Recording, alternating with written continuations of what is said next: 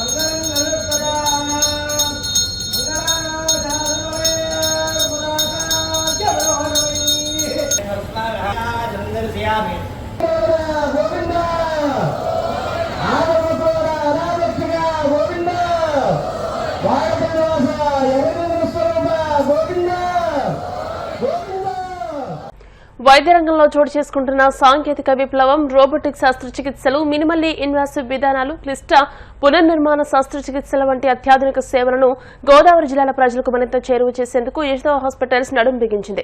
పశ్చిమ గోదావరి జిల్లా భీమవరంలో నిర్వహించిన మీడియా సమావేశంలో న్యూరో సర్జన్ డాక్టర్ అయ్యాదురై మాట్లాడుతూ రోబోటిక్ సాంకేతికత మెదడు శస్త్రచికిత్సల్లో భద్రతను, ఖచ్చితత్వాన్ని పెంచిందని, భారతదేశంలో అరుదుగా అందుబాటులో ఉన్న రోసా రోబోటిక్ వ్యవస్థను యశోదలో వినియోగిస్తున్నామని అన్నారు.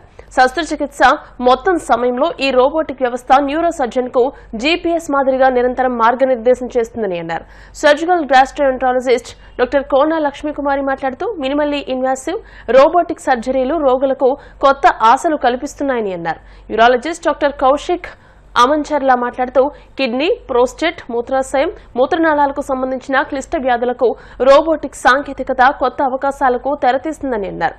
గత 3 దశాబ్దాలుగా సుమారు 4000 పడకల సామర్థ్యంతో అత్యాధునిక పరికరాలు, 24 గంటల అత్యవసర వైద్య సేవలతో యశోద హాస్పిటల్స్ ప్రముఖ టెర్షియరీ కేర్ సంస్థగా గుర్తింపు పొందిందని అన్నారు. ఈ సమావేశంలో యశోద హాస్పిటల్స్ కార్పొరేట్ రిలేషన్స్ బృందం ప్రతినిధులు, Andhra Pradesh marketing manager బాలవీరభద్ర Nallam, senior executive B Lakshmana Swamy తదితరులు పాల్గొన్నారు.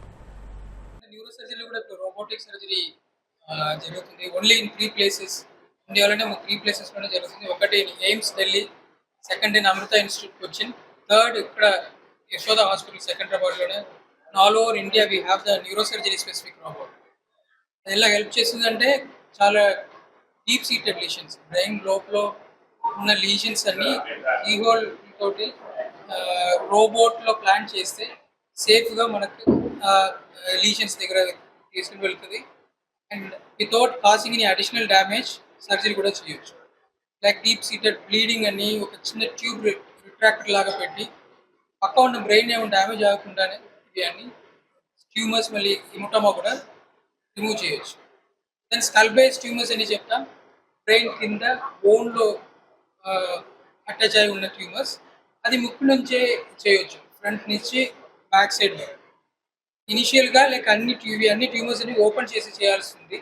ఇప్పుడు ముక్కు నుంచే లైక్ కింద బోన్ బిల్డ్ చేసి ఆ ట్యూమర్స్ అన్ని బ్రెయిన్ టచ్ చేయకుండానే ఈజీగానే చేయొచ్చు.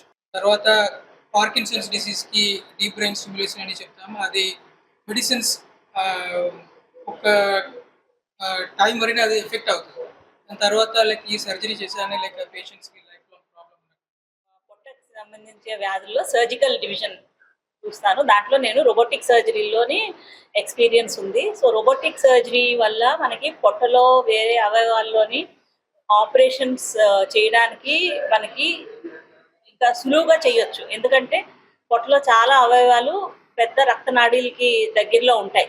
సో వాటికి డ్యామేజ్ కాకుండా చాలాసార్లు మనం వింటాం ఆపరేషన్ మధ్యన బ్లీడింగ్ అయ్యింది, అంతే ఎక్కువ బ్లడ్ ఇవ్వడం అవసరం పడింది, లేకపోతే లాప్రోస్కోపీ సర్జరీ చేద్దామని వెళ్ళాం కానీ మళ్ళీ అది కన్వర్ట్ చేసి ఓపెన్ చేసాం. సో కొన్ని సందర్భాల్లోని ఆ డిఫికల్ట్ సిచ్యువేషన్కి తొలగించడానికి ఈ ప్రాబ్లమ్స్ రావచ్చు. బట్ ఓవర్ టైం ఈ టెక్నాలజీ వల్ల ఈ బ్లీడింగ్ మినిమైజ్ చేయడానికి, ఓపెన్ కింద కన్వర్ట్ చేయకుండా కాంప్లెక్స్ సర్జరీస్ చేయడానికి రోబో చాలా హెల్ప్ఫుల్.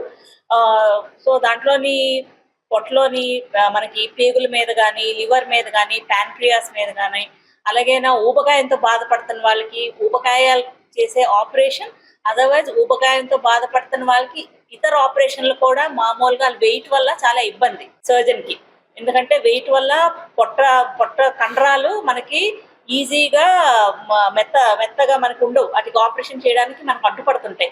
సో అలాంటి సందర్భాల్లోని రోబోటిక్ సర్జరీ వల్ల వాళ్ళకి ఏ కాంప్లెక్స్ సర్జరీ అయినా ఈజీగా చేయొచ్చు. ప్లస్ ఈ రోబోటిక్ సర్జరీ చేయడం వల్ల ఆ వ్యక్తికి ఆపరేషన్ నుంచి కోలుకోవడం సులువుగా ఉంటుంది. ఒక ఊబకాయం వ్యక్తి లేకపోతే ఒక పెద్ద ఏజ్ వ్యక్తికి మనం పెద్ద ఓపెన్ సర్జరీ చేసామంటే వాళ్ళు చాలా వరకు ఆ నొప్పికి తట్టుకోలేరు. దానివల్ల ఊపిరితిత్తుల్లో ప్రాబ్లమ్స్ రావడం, వాళ్ళు పని చేసుకోవడంలో ఇబ్బంది కావడం, చాలా నెలలు తీసుకుంటుంది రికవర్ అవడానికి. అదే మనం రోబోటిక్ ద్వారా చేస్తే వాళ్ళు ఈజీగా రికవర్ అవుతారు. సో బేసికల్గా పేషెంట్కి కంఫర్టబుల్ సర్జరీ అండ్ కంఫర్టబుల్ రికవరీకి ఈ new generation instrument is robot. మా టీమ్ ఆఫ్ డాక్టర్స్ స్పెషలిస్టు ఉభయ గోదావరి జిల్లాలో కమ్ ఫర్ ఒక 2 పర్పస్ మీద వచ్చామండి, 2 ఉద్దేశాలు. మొదటిగా ఇక్కడ లోకల్ డాక్టర్స్తో కనెక్ట్ ఏర్పరచుకొని ఇక్కడ ఉన్న టెక్నాలజీకి మా సైడ్ నుంచి వాట్ వీ కెన్ ఏ విధంగా అయితే ఇక్కడ లోకల్ డాక్టర్స్తో అకాడమిక్ ఎక్స్చేంజ్ ఏ విధంగా చేసుకోగలము. అండ్ 2 ఇక్కడున్న డాక్టర్స్తో ఇంటరాక్ట్ అయ్యి ఇక్కడ పేషెంట్లకు అందుబాటులో లేని టెక్నాలజీ అంటే రోబోటిక్ టెక్నాలజీ లేదంటే ఇంకా అడ్వాన్స్డ్ మెషిన్స్ ఏవైతే ఈ ఊళ్ళల్లో గోదావరి జిల్లాలో ప్రస్తుతానికి యాజ్ ఆన్ డేట్ అవైలబిలిటీ లేవో అటువంటి టెక్నాలజీ గురించి ఇక్కడ డాక్టర్స్తో ఇంటరాక్ట్ అయ్యి యశోద హాస్పిటల్ మా వద్ద ఉన్న latest advanced da Vinci Xi robot ఇటువంటి టెక్నాలజీ గురించి ఇక్కడ ఇంటరాక్ట్ అవ్వడం జరుగుతుంది. సో ప్రత్యేకించి నా డిపార్ట్మెంట్కి సంబంధించి అయితే నేను కిడ్నీ ట్రాన్స్ప్లాంట్ సర్జన్. మన భీమవరం మరియు గోదావరి జిల్లాలో ఈ కిడ్నీ ఫెయిల్యూర్ సమస్య చాలా ఎక్కువ తీవ్రంగానే ఉన్నది. సో చాలా మంది పేషెంట్లకి కిడ్నీ మార్పిడి, కిడ్నీ ట్రాన్స్ప్లాంట్ చికిత్స అవసరం పడుతుంది. సో ఇటువంటి ఆపరేషన్ మనం లేటెస్ట్ టెక్నాలజీ ల్యాప్రోస్కోపీ మరియు రోబోటిక్ పద్ధతిలో మన యశోద హాస్పిటల్లో చేయడం జరుగుతుంది. 2 ఇదే కాకుండా కిడ్నీలో వచ్చే కంతులు, కిడ్నీ క్యాన్సర్లు, కిడ్నీ మేజర్ స్టోన్స్ ఇటువంటివి కూడా మన వద్దున్న అడ్వాన్స్డ్ రోబో టెక్నాలజీతో చాలా సునాయాసంగా, చాలా తక్కువ బ్లడ్ లాస్తో అండ్ మోర్ ప్రిసిషన్తో మనం ఆపరేషన్ చేసే అవకాశం ఉంటుంది. సో ఇటువంటి టెక్నాలజీ గురించి మనం ఇవాళ రోజున అందరికీ చేరవేయడం కోసం మేము ఇక్కడ రావడం జరిగింది. అండ్ తరచూ కూడా మేము గోదావరి జిల్లాలో హాస్పిటల్ తరఫు నుంచి మేము మా కొలీగ్స్ స్పెషలిస్ట్ డాక్టర్లు రావడం జరుగుతుంది.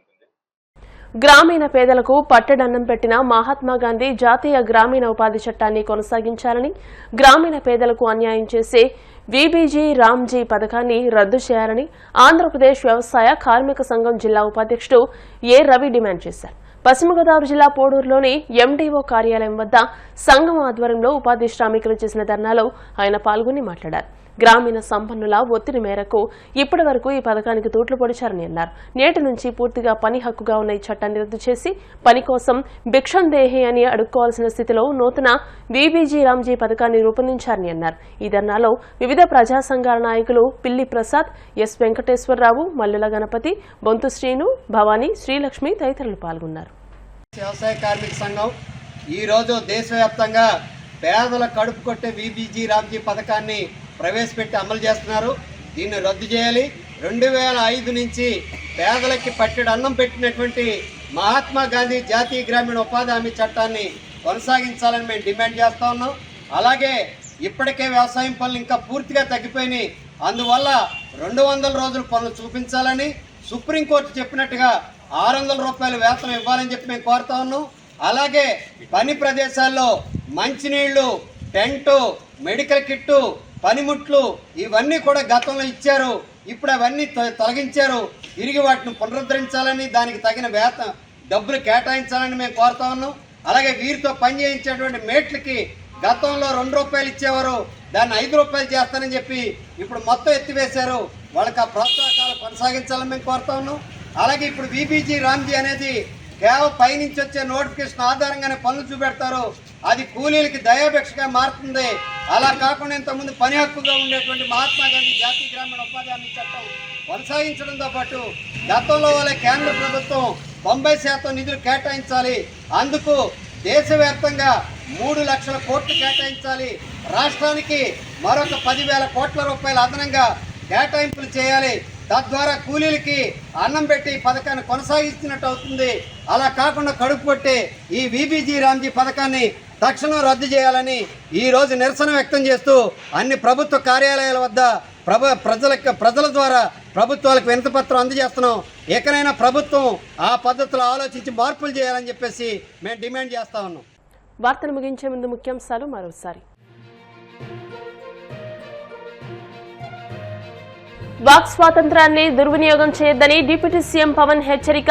ఆధారాలు లేని ఆరోపణలు, వ్యక్తిగత దూషణలు సహించబోమని స్పష్టం.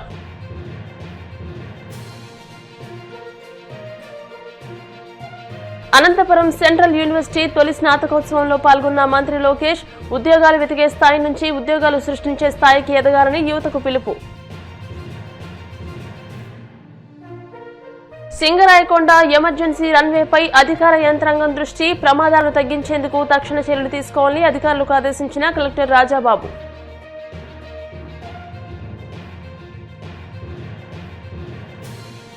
వాడపల్లి వెంకన్నాలయంలో ప్రత్యేక పూజలు. మంగళ వాయిద్యానుడుమ శ్రీ స్వామి అమ్మవార్లకు మేల్కొలుపు సేవ, ఐశ్వర్యలక్ష్మి హోమం. ఈ వార్తలు ఇంతటితో సమాప్తం. మరిన్ని వార్తల కోసం BCN digital YouTube channel, Facebook page ని ఫాలో అవ్వండి. అప్డేటెడ్ వార్తల కోసం ప్లీజ్ సబ్స్క్రైబ్.